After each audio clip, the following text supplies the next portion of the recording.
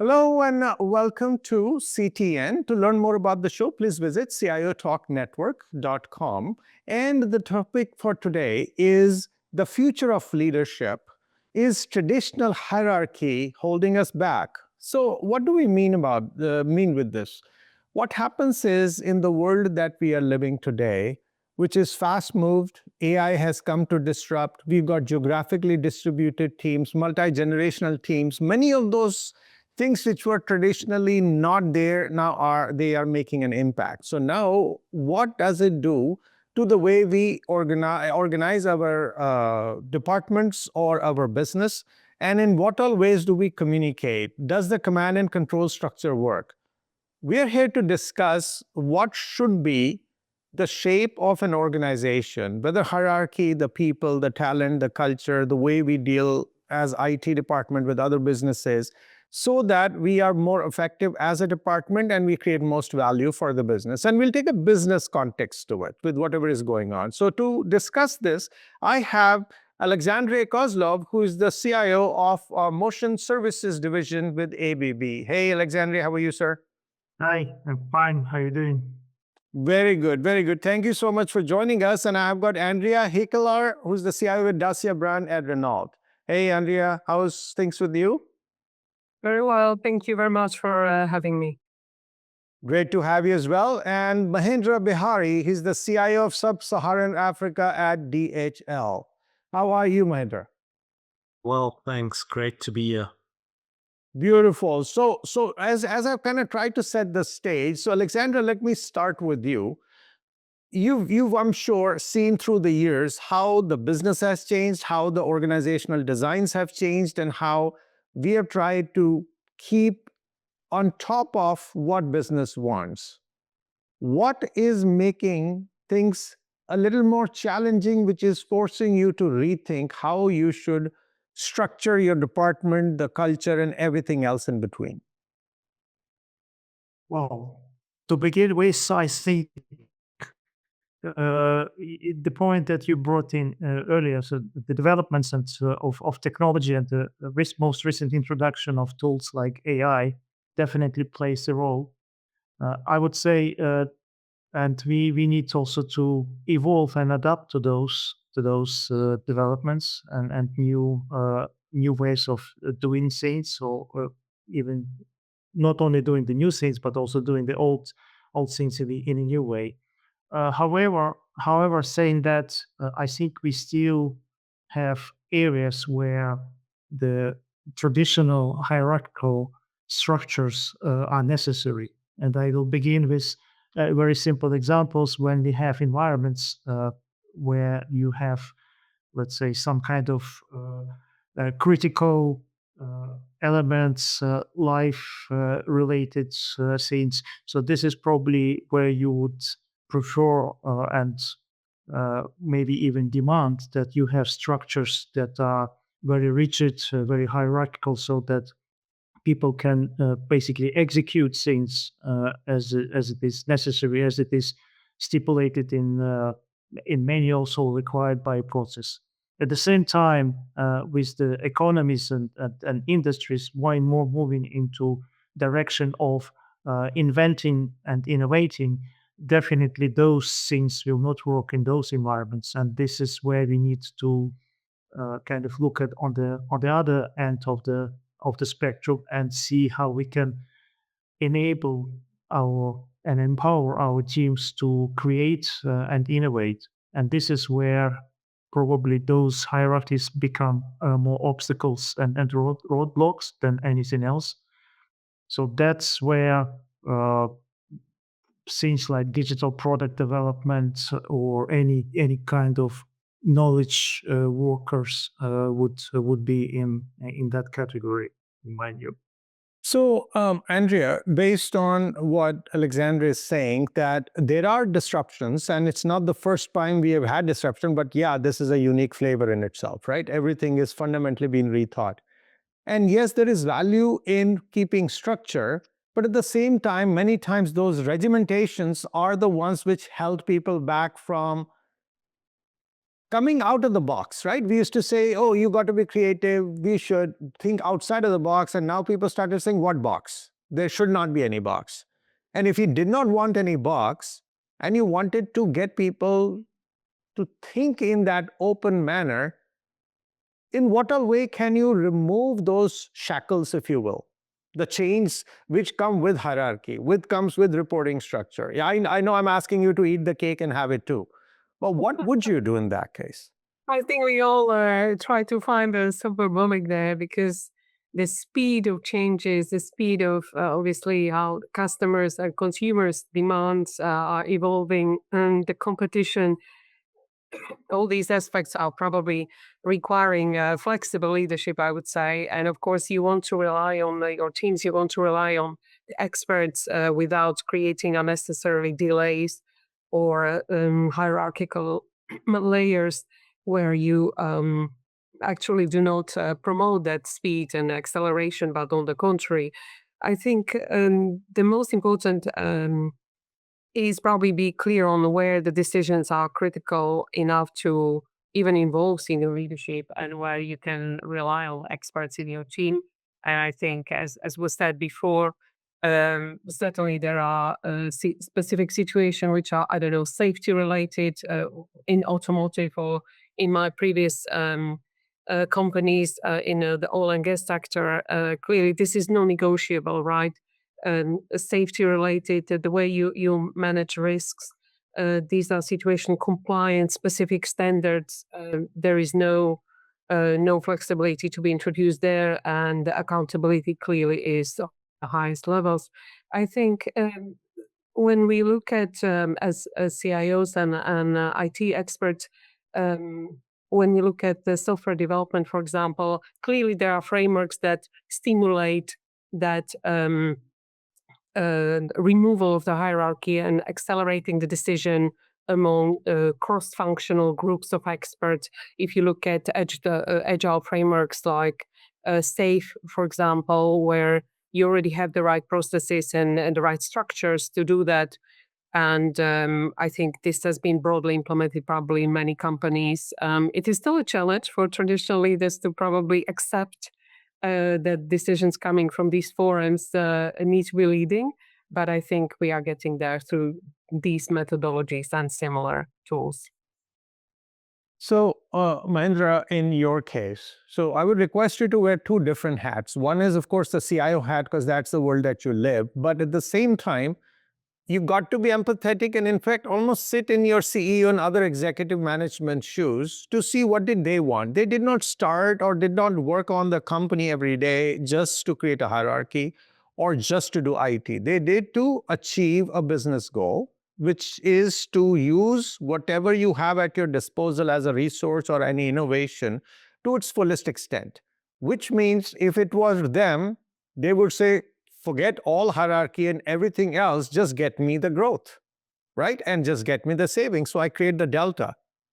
And yes, that is a utopic state, but it could also create chaos. So are we okay to allow some chaos purposely in the larger interest of the business? Yeah, I think it's controlled chaos, right? I think that to me is where it sits. It's controlled. So if you want to give people autonomy, it's about wanting to create that culture of failing fast, but give people the opportunity to experiment rapidly in certain cases. So create the sandboxes that people are able to utilize. The guardrails need to be in place so that we keep everything secure. But ultimately, it's about making sure that innovation can thrive. Everyone wants speed and being adaptable to what innovation can actually unleash, and want to be the first to market. But when you bring in cross-functional collaboration, all of these things might be able to reduce that speed, but you still got to do it. And then the other part related to it is they want it at scale. So when we're saying you're having those conversations, those robust discussions at a board level in the C-suite, and you're wanting to say, we want this in order to drive that revenue growth and in order to see how that ROI is coming in, I think there's a fine balance between the two, because which ones are actually going to be volatile, which ones are actually going to end up with a regulator that you may have a challenge with, or any sort of legal nuances that are now coming into play? Because we've got to find balance between using technology as the enabler behind all of this. And now we've got to balance everything and say, okay, what is the key thing that we actually want to achieve, and how is that going to change? Because if we've got control chaos, we still should be able to achieve the one thing that we're trying to drive, or enable it in different ways. So part of that is saying, which ones do we need to be a lot more stringent on and stricter, and make sure that all of the I's are dotted and T's are crossed, but making sure that we as an organization are able to bring in that accountability within the structure, so that we can continue making decisions at speed and rolling out products. And if we're using AI to do that, we'd be able to accelerate that in certain regards, but we've also got to understand what are the risks related to it, and are we actually going to tap into a new market, and understanding that strategy, because the strategy to me comes down to value creation. And the value creation is from a customer standpoint, because if we don't have a customer at the end of it, what is it that we're actually trying to drive? And keep those simple things back in, as you pointed out, right? Does it need to be in the box, or does it fit into the box?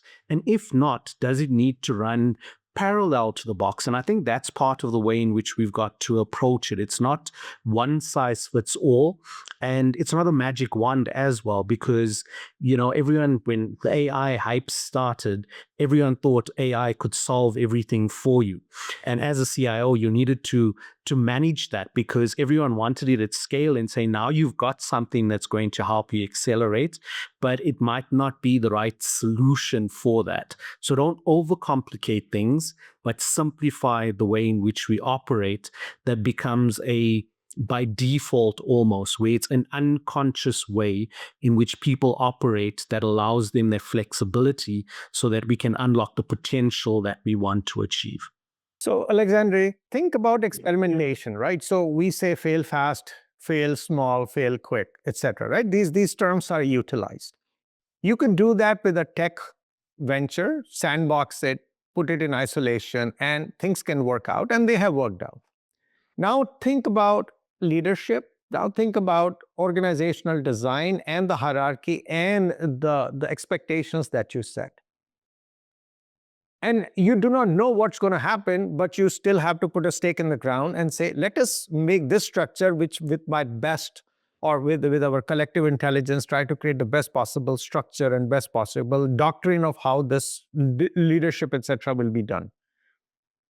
But any adoption of that takes time, number one. And many times those changes are not as easy to roll back, and sometimes it's almost like a permanent change, because you have made a dent on the psyche and on the culture within the organization.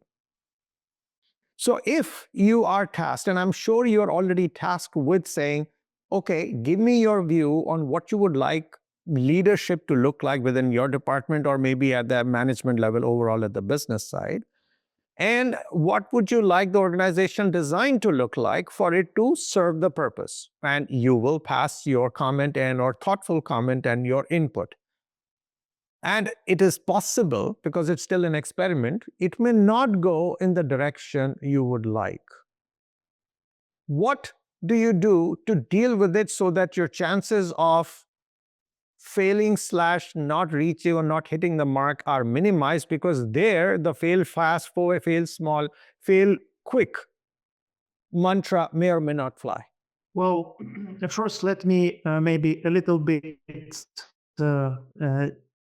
comment on what Mahendra was bringing earlier, and just look at a little also.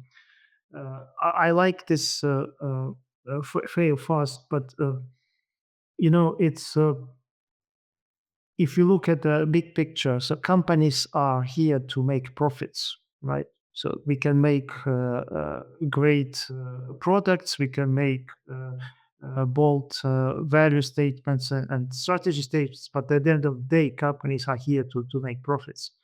And when we create something, a new product, new service, obviously any hierarchical structure would be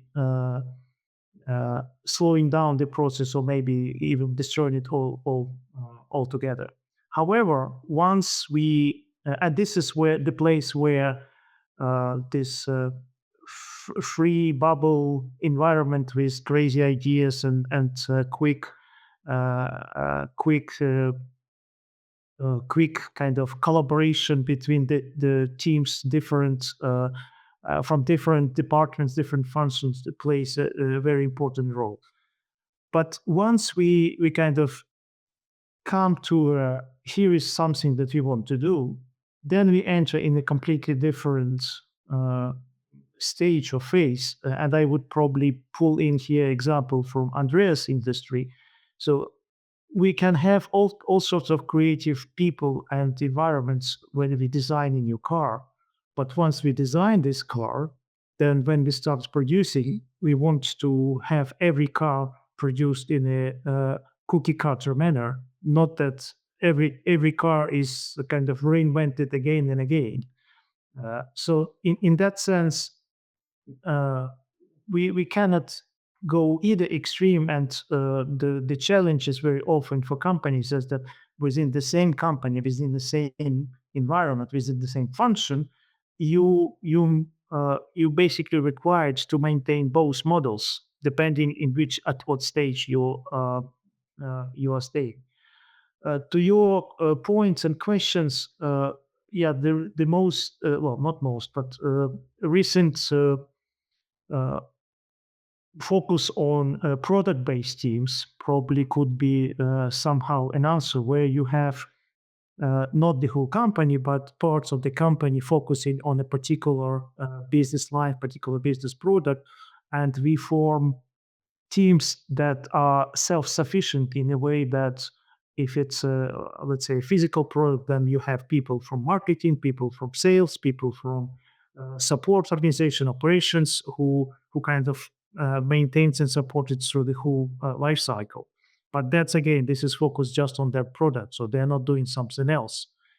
But here we probably again coming back and maybe contradicting a little bit myself.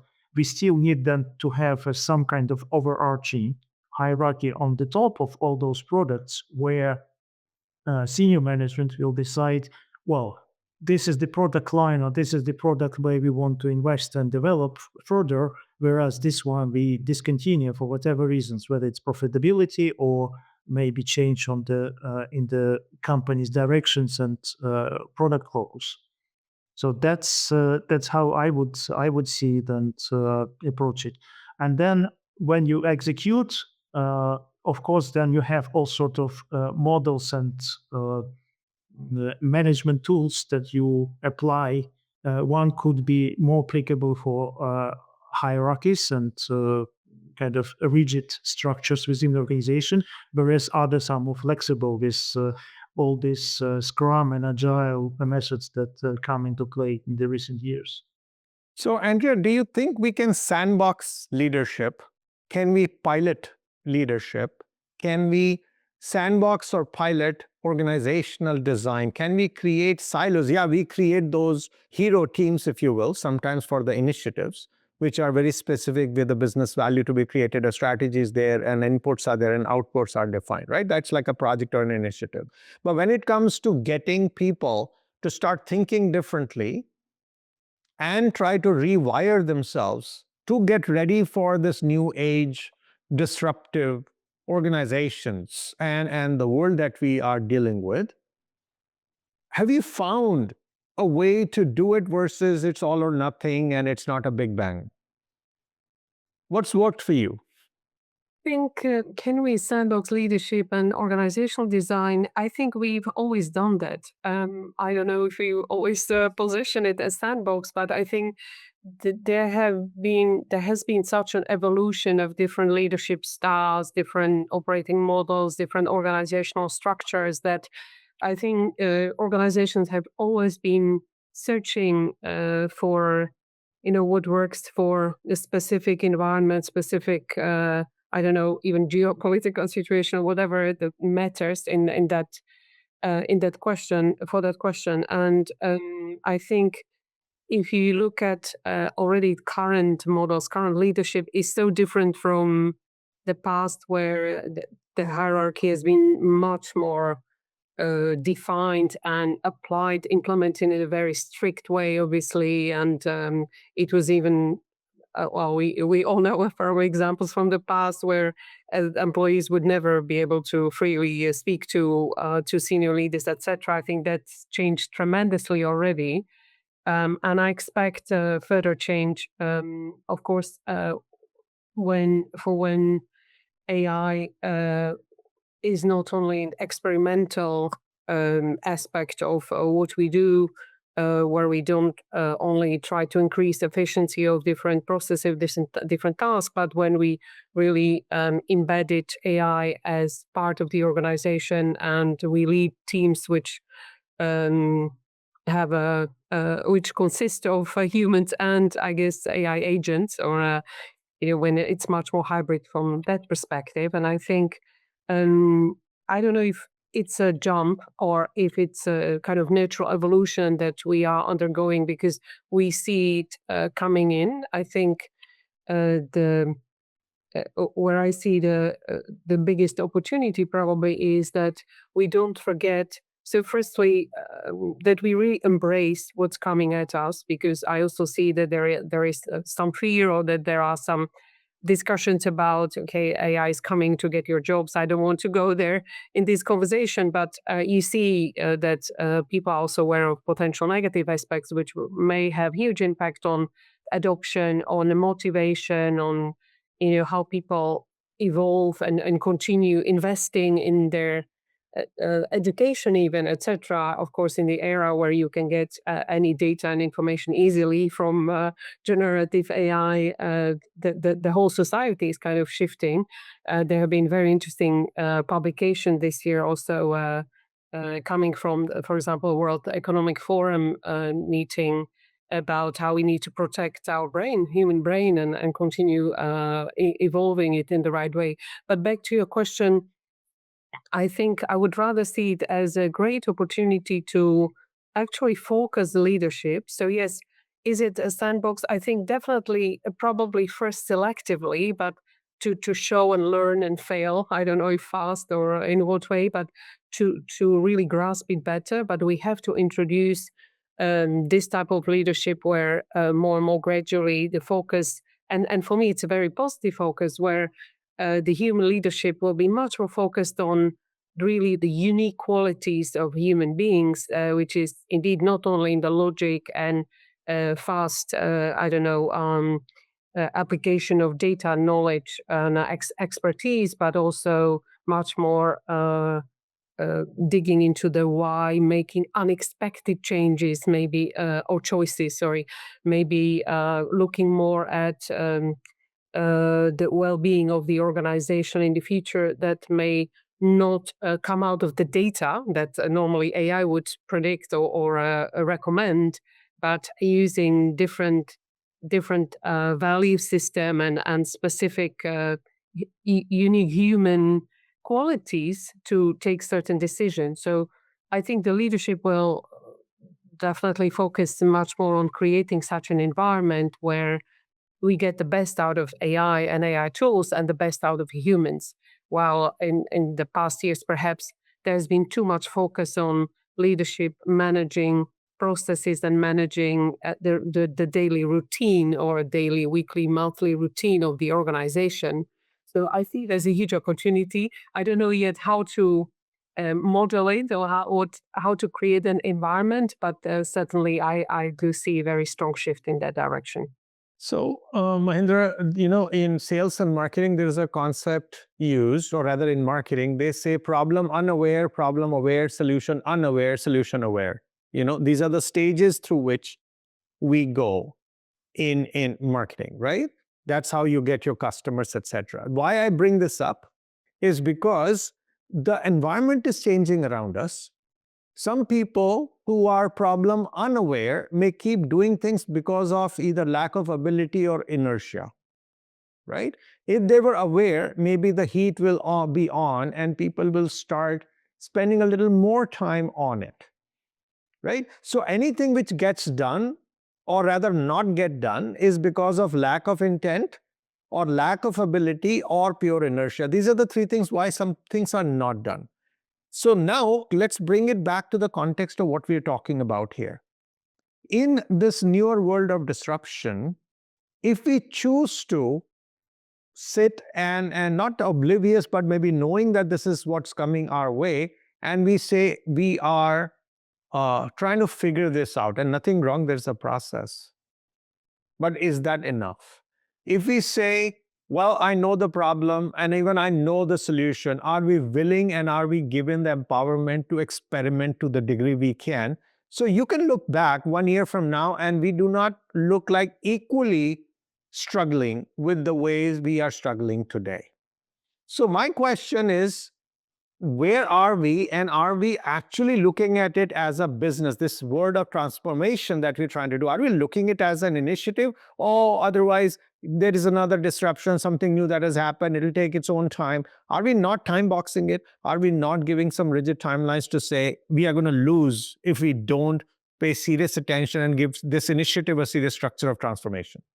Yes, so great way to look at it, right? I think that we are different companies and different people, maybe at different points on that bell curve, right? So when you look at a hype cycle and you're seeing what's at the top of it, or who's at the beginning of it, I think all of these things change. I think the biggest thing for me sits in the fear portion. If we talking about all of the things that when change comes about, it's a fear of change, and therefore people may be reluctant to actually take a step out into the unknown. You may have a solution, as you pointed out, but it's that lack of momentum. It's lack of that grit, that bite, that people need to go out and go and do it. And I think part of that is leaders is saying we've got to have and change that mindset to say that we want to be vulnerable in certain regards. And I mean, vulnerability is a big thing as a leader, because when people may look at it in two different ways, but I think that if we don't understand where people are coming into an organization or into a process, they're all looking for a sense of purpose. They're looking for a sense of belonging. I think what we've got to do is we've got to create that so that people feel secure in that space, that they're able to think outside of the box, that they're able to go out and try to solve for different things, and give them the opportunity to be a part of it. Because traditions may have stopped us and hindered us from saying, oh, we could get this done by using this type of technology. We could use generative AI, we could use agentic AI, and now agilic AI.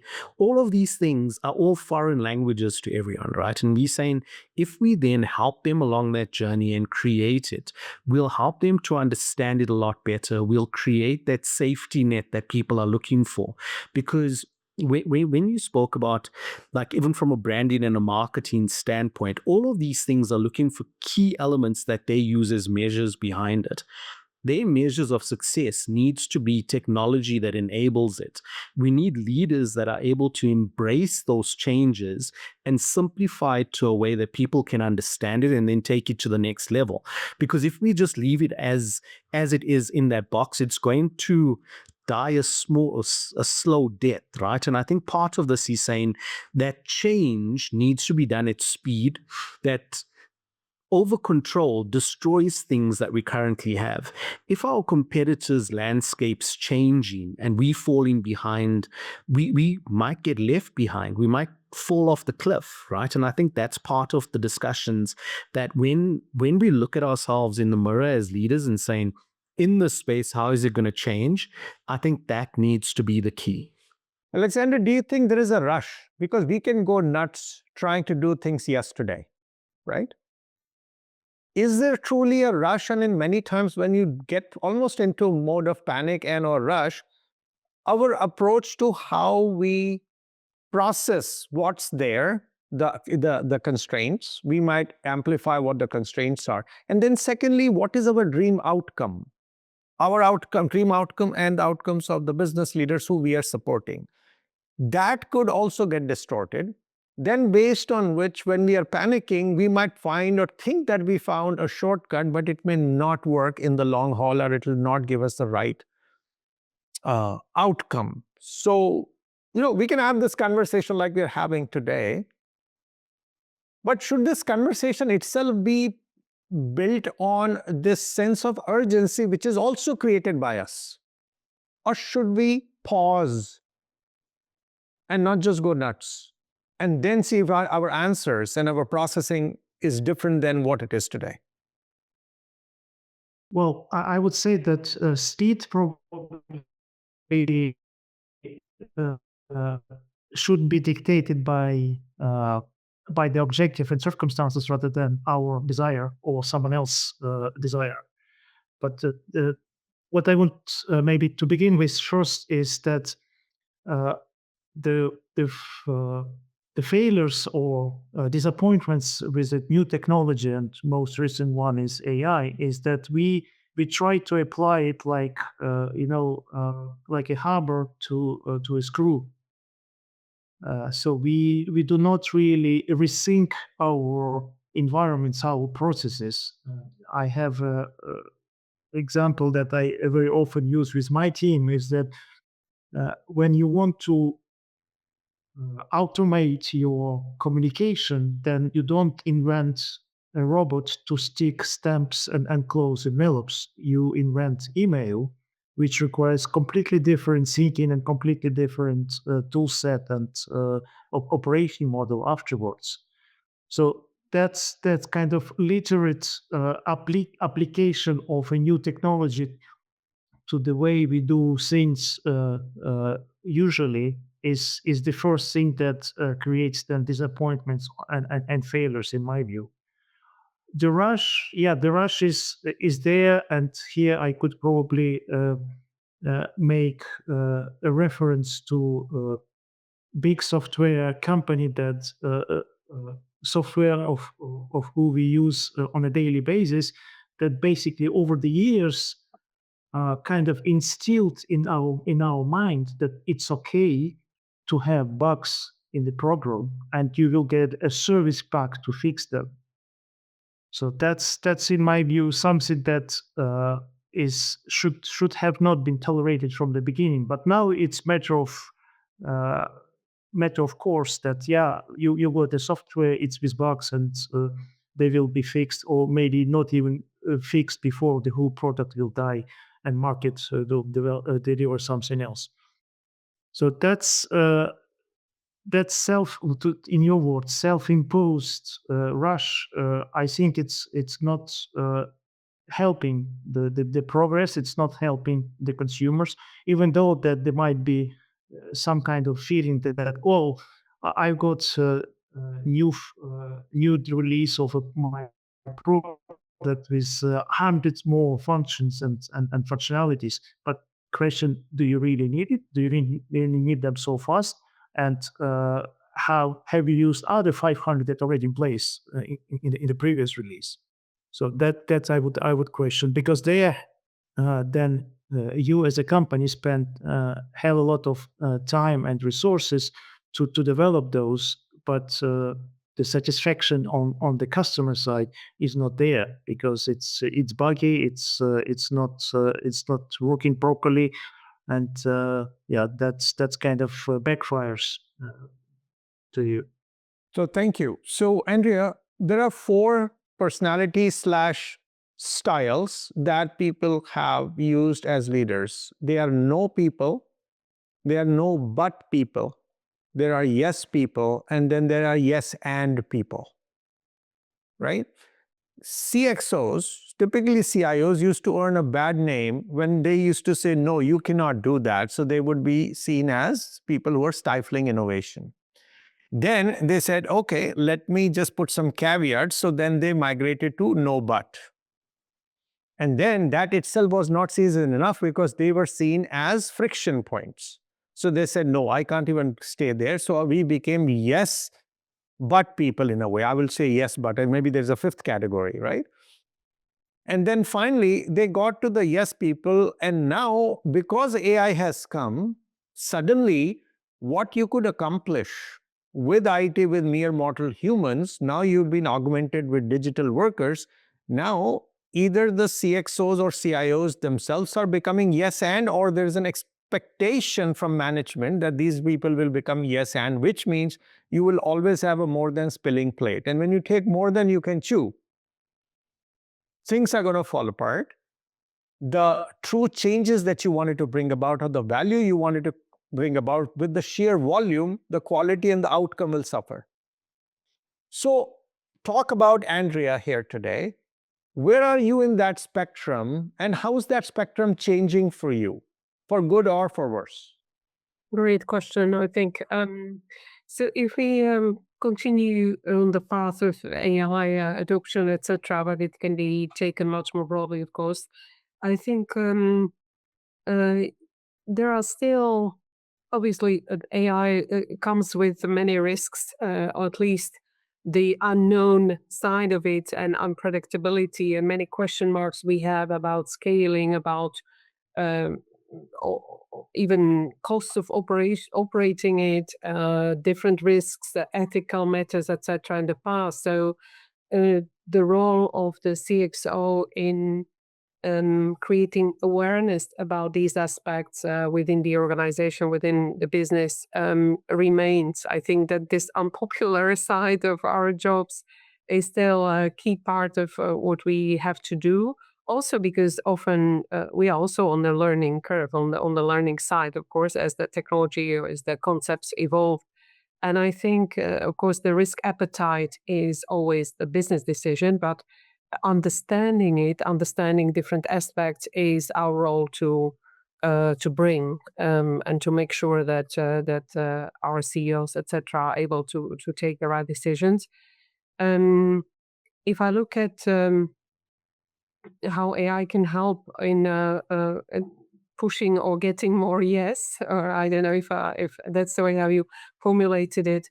I believe that there are also there are sites where the leadership.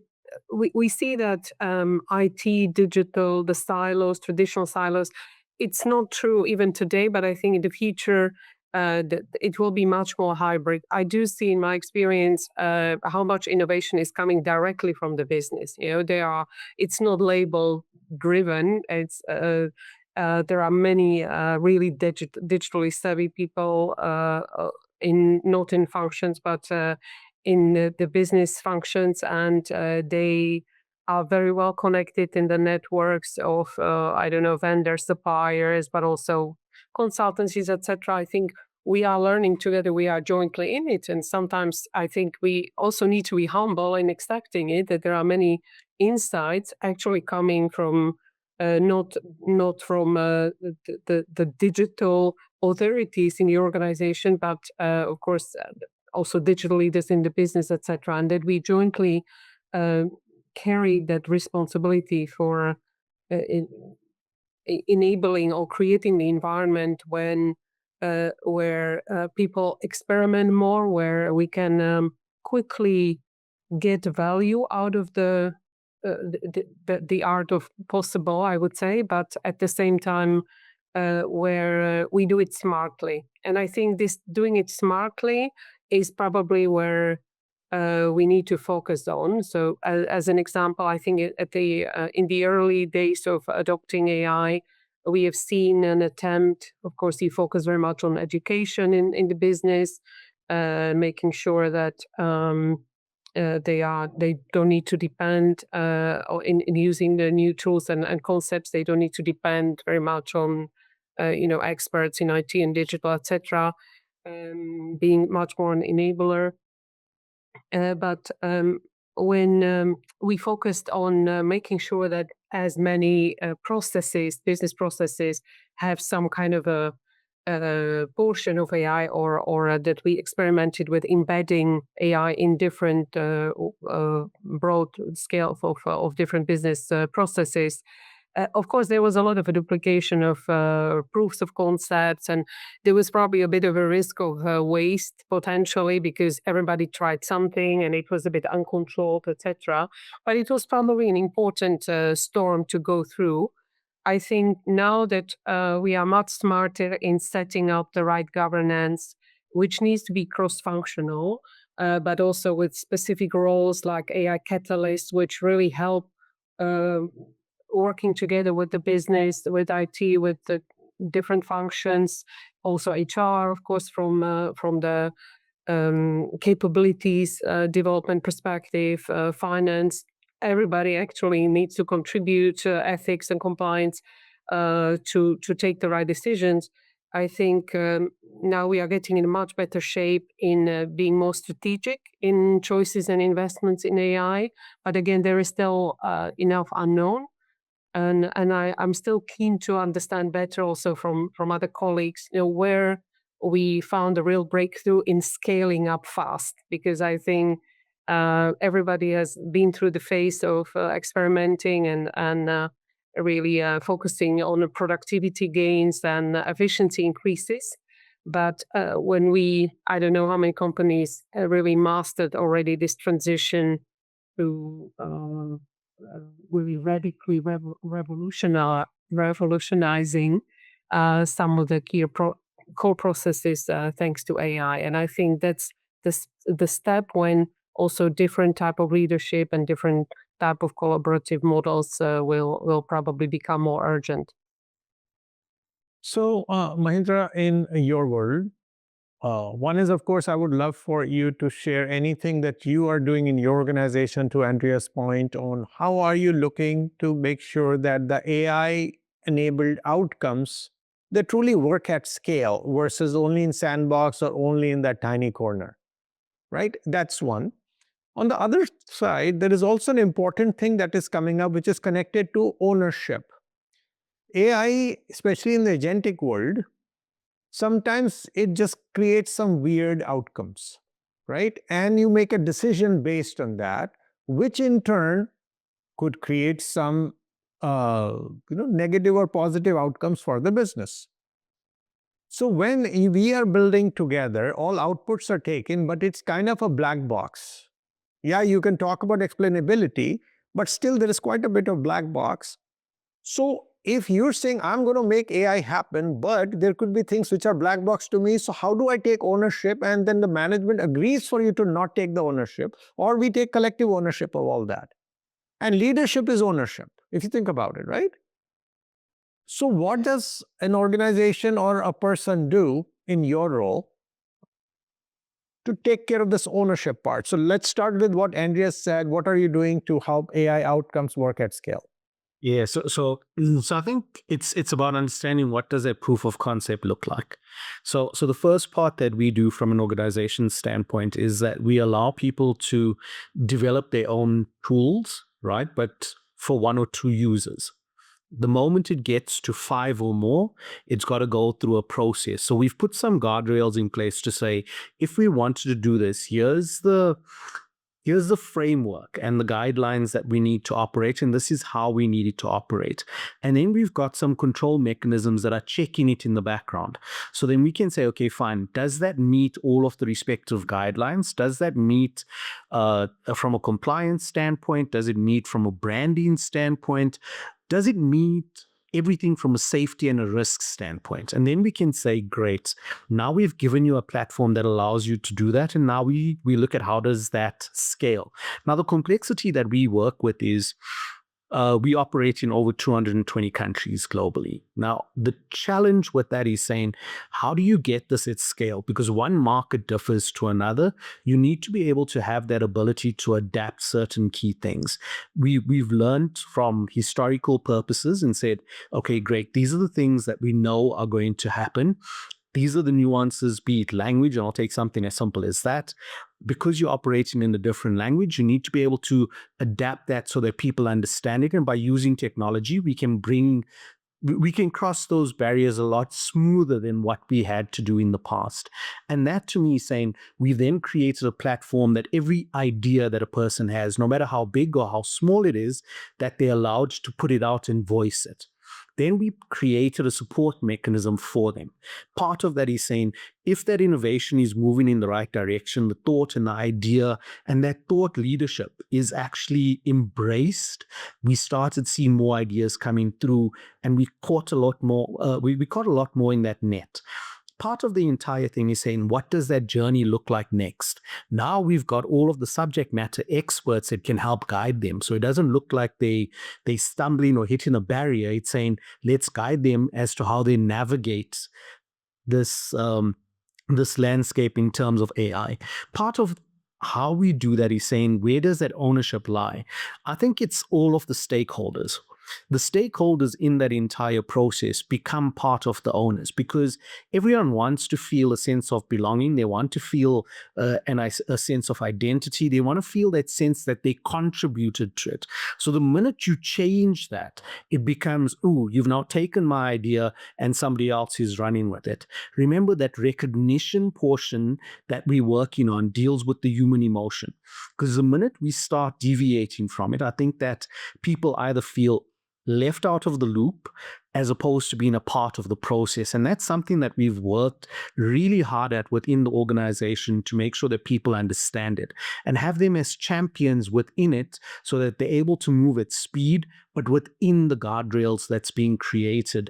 And it's a purpose-led sort of initiative that we're wanting to do that creates value-driven leaders that are enabled behind it. And we recognize it in different ways. So where we've got ideas that come through on different scales, the leadership actually comes to play because we recognize them, we give them a platform to share their ideas, be it on a global stage, be it on a regional stage, or even a country stage, because that sense of pride and passion shines through no matter what. And when we talk about ownership, who really owns it?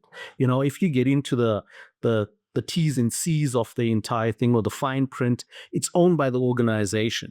The recognition helps you drive that culture that we're wanting to create. And that to me is where it sort of comes together, because all of the stuff that we're doing is powered by AI or technology, but the future leaders don't just run organizations. They enable it to consistently evolve and continuously evolve. And part of that is creating that platform. So as opposed to the black box, I think that sometimes you get a peek into it and it's a little bit more clear. And if you create that, people embrace it as opposed to run away from it in fear. So Alexandre, given what Mahendra mentioned about, the guardrails and purpose-driven, and this is what essentially charges up people. Now, let's talk about soft metric versus hard metric. So you want to bring change, but you also want to get results. And at some point, the CFO will frown to say, what the heck are you doing? Right? Show me the money. How do you show them the money, but set appropriate expectations without being loosey-goosey about it? And at the same time, keep the room for yourself so that the changes that are to be brought about within people, with the culture, with the way it works, with the hierarchy, which takes time, you get the buffer for it. But in absence of either or, this would be a short-lived conversation among all parties involved, because something will go down the drain, somebody will get fired, right? And people don't have patience anymore. Well, look, first of all, I always structure my conversations with my business colleagues in the framework of what they want to achieve, what is their objectives. It's not about how it's going to be implemented, executed, or maintained going forward. And that creates completely different setup. So we are discussing and agreeing to business to outcomes in business language, whether it's more revenue, whether it's quicker time to market, or whatever, depending on the solution. That also gives me that flexibility and room to execute it with the right technology that I believe is appropriate for that particular case, and also is suitable for the setup of my organization, my team, and platforms that we are using. But of course, you correctly pointed out that at the end of the day, the results should be delivered, and the CFO or president should see the impact on the bottom line, positive impact on the bottom line. So with that said, so Andrea, let's start with this round of questioning, which is just one question and an important one, right? We discussed about hierarchy, we discussed about leadership, we discussed about AI. But what is it, that one thing, not many, just one thing which you will fix in yourself? so that you get ready for the crazy world ahead, because the change starts with you, right? As an individual, it just starts with all of us if you want the change. So what is it you feel you need to embrace or fundamentally fix in yourself, in the way you think, in the way you lead, in the way you communicate, in the way you build hierarchy? Pick any area which you would consciously put on the table and say, yes, this is what my to do for the best outcome. It feels slightly confrontational, I must say. No, I mean, you can just be honest, right? Because all leaders, Absolutely. they're confident, but they're also vulnerable. But if you're not working on ourselves and we say the rest of the world should fix themselves, it doesn't go very far, right? And we are all setting examples. Exactly. No, and absolutely. I think I'm always honest when it comes to these matters, because I think it's also a very humbling experience to to realize that some of the more traditional pillars of credibility, like strong domain expertise, domain knowledge, etc., are becoming perhaps less relevant, and etc. And different aspects of leadership are becoming more critical. I think you hear recently. Maybe I will steal a little bit from others, because I think it's inspiring when you focus on, because often probably we know better, we can articulate better what we are proud of, and we definitely want to continue doing, etc. But I think there are aspects of unlearning many things to be more open-minded and open to indeed these new approaches, etc. And I think throughout the many years, probably, of our practice and our expertise, we've embedded many frameworks, many methods that we use in developing and coordinating teams, which are simply not valid anymore, which don't work with new generations, but sometimes in the context of the speed of how things are evolving, and the probably ambiguity of some of the evolutions will not work. So I think I will make sure that in some cases, I will continue the humbleness journey to actually realize that many of the frameworks and kind of more static I don't know, pillars so for my expertise and knowledge may not be that relevant in the future, and that I really need to listen and open up to different experts, but also different people in the organization, but also outside, and really be very open-minded. I think still decisive, and of course playing my role effectively, but I think that unlearning some of the things which are not the ultimate truth anymore is a very important step. Thank you. Mahendra? So great question. At least I had a little bit more time to think about answer on that one. So thanks for that. Right. So for me, I think it sort of looks like a ecosystem orchestrator, right? So no longer looking at it as not just a system owner. It's about changing that mindset, if you'd like. And I probably want to put out a quote there from Benjamin Zander. It says, "Who am I being that my people's eyes are not shining?" And I think for me, it lies within that. It's about me being self-aware of certain things that are happening around me, so that I can make those little changes and tweaks to make sure that I can help them through that journey. And for me, it's saying, if we become that, then I can share my story a lot better.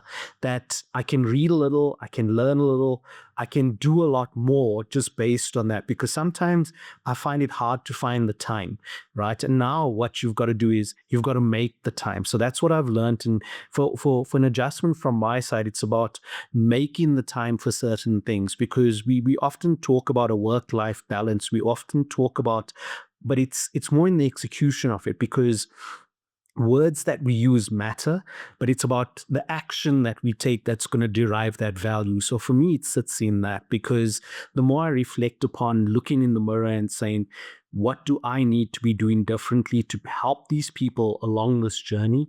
That to me is what I'm working on at the moment. Beautiful. Alexandre, we started with you, we're going to end with you. So what's your one thing? I would say that Andrea was actually using some of the words that I wanted to say about that, and I was kind of learning that you can say motto in one of my companies that I was working before: learn and unlearn and relearn. So that's very kind of, when you see deep into that, that's very much emphasizes the way you should kind of approach yourself, and how you deal with subjects, and with matters on your daily basis. But at the same time, again, there is also important word that you were using in your question, is about leaders and leadership. And to me, leadership has a meaning when you have followers. So if there is no one who follows you, you are not a leader. You might be a charismatic personality, but not a leader. And as long as people follow you, it means that you uh, kind of fulfill their dreams. You paint the picture of the future. You kind of set up goals and objectives that inspire them to grow, to develop. That's something that is very important for any leader. And of course, then to remain humble and empathetic in this crazy world that we have today, that's also very important. Well, so thank you so much, Alexandria, Andrea, and Mahendra, for sharing your thoughts. I hope you had fun going through this interesting journey of how we look within ourselves, look around us, and see how we can create value with this newer world. And hopefully, the hierarchical world may not melt away, but it might take a different shape given the type of volatility and the flexibility we would like to have. We have in our world, and the flexibility we want to have in the way we operate. But so thank you so much for taking the time.